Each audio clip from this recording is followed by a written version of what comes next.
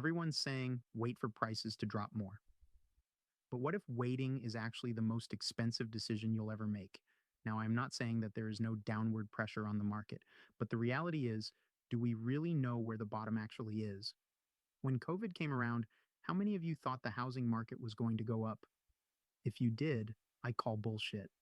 I, just like many others, thought that the market was in big trouble. People would not be able to pay for their mortgages, basic household expenses, and businesses were going to collapse all out shit show. Well, we all know how that worked out. Currently, the trend is down, and like many clairvoyants, it has pretty much gone in one direction down. But buyers need to start looking at some data to understand what is brewing. Here's what CIBC just told investors that nobody's talking about. Right now, the Canadian housing market is stuck in a trap. Prices have dropped, yes, but here's the thing, they haven't dropped enough for buyers to feel comfortable, and they've dropped too much for builders to make money building new homes. So what happens? Builders stop building. Full stop. Think about that for a second. The government was out here celebrating 260,000 new housing starts in 2025, patting themselves on the back. But CIBC is waving a red flag saying that number is a lie. Those are projects that were approved and sold years ago. The actual new pipeline, it's drying up right now, quietly, while everyone's distracted by the slow market. Plot twist, Canada isn't stopping population growth. Immigration targets are still massive. All those people need somewhere to live.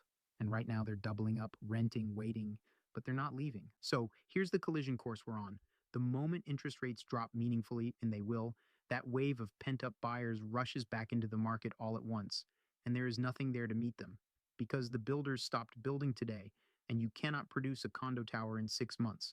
We're talking 3 to 5 years from decision to keys in hand.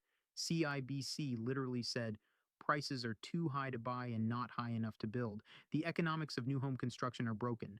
That means the supply shortage that drove prices insane the first time, it's being rebuilt right now in slow motion. Ontario down payments are still sitting close to $300,000 on average. BC is even higher, and that's after the price correction. Imagine what happens when demand snaps back and there's nothing on the shelf. The people who will win in this market are the ones who position themselves now while it's quiet, while sellers are negotiable, while competition is low, before that pent up demand explodes back onto the scene. Don't let the just wait mindset cost you the opportunity of the decade.